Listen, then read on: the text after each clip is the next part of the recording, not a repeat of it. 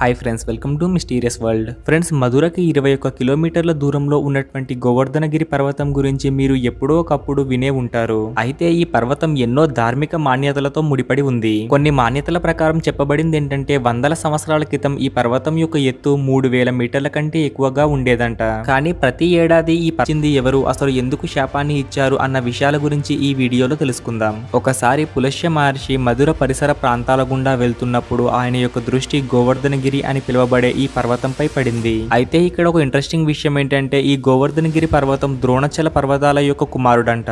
అయితే పులస్య మహర్షి గోవర్ధనగిరి యొక్క అద్భుతమైన స్వరూపాన్ని చూసి మైమరిచిపోతాడు. దాంతో పులస్య మహర్షి ద్రోణాచల పర్వతంతో గోవర్ధన పర్వతాన్ని కాశీకి తీసుకెళ్తాను అని చెప్తాడు. అప్పుడు ద్రోణాచల్ తన కుమారుడు తన నుండి దూరమైపోతున్నాడు అనే బాధని దిగమింగుకుని ఒక ఋషి వంటి దానాన్ని కాదనకూడదని గోవర్ధనగిరి పెడతాడు. అప్పుడు పులస్య మహర్షి గోవర్ధనగిరి పెట్టినటువంటి నిబంధనకు ఒప్పుకుని గోవర్ధనగిరిని తీసుకుని కాశీకి బయలుదేరతాడు. మార్గం మధ్యలో గోవర్ధనగిరి, ఓ పులస్య మహర్షి, నేను ఎంతో బరువుంటాను, నన్ను కాశీ వరకు ఎలా తీసుకుని వెళ్తావు అని అడగగా అంతలోనే గోవర్ధనగిరి మధురా నగరానికి చేరుకోగానే అతనికి కృష్ణుడి యొక్క జ్ఞాపకాలు గుర్తొస్తాయి. దాంతో ఆ శ్రీకృష్ణముని విశ్రాంతి తీసుకుని లేచిన తర్వాత గోవర్ధనగిరి పర్వతాన్ని లేపేందుకు శతవిధులా ప్రయత్నిస్తాడు. కానీ ఒక ఇంచు కూడా కదిలించలేకపోతాడు. అప్పుడు పులస్య ఋషి గోవర్ధనగిరిని తనతో పాటు రావాల్సిందిగా ఆదేశిస్తాడు. కానీ గోవర్ధనగిరి తాను పెట్టినటువంటి షరతు గురించి గుర్తు చేస్తాడు. దానికి నిరాశ చెందినటువంటి పులస్యముని ఆగ్రహంతో నువ్వు ప్రతిరోజు జానడంత పడారు. అప్పుడు హనుమంతుడు ఉత్తరాఖండం నుండి ఒక పెద్ద పర్వతాన్ని మోసుకుని రామేశ్వరానికి వెళ్తుండగా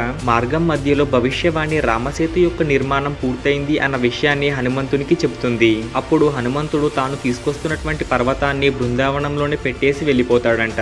అయితే దీపావళి తర్వాత రోజు గోవర్ధనగిరి పర్వతం యొక్క పూజ ఎందుకు చేస్తారు అన్న సందేహం మనలో చాలా మందికి వచ్చే ఉంటుంది. పూర్వం మధురా నగరంలో ఉన్నటువంటి ప్రజలు పంటలు బాగా పండాలని ఇంద్రదేవుని యొక్క పూజలు చేసేవారు. కానీ ఇంద్రదేవుడు దేవతలకు రాజు అవ్వడంతో అహంకార మదంతో విర్రవీగుతూ ఉండేవాడు.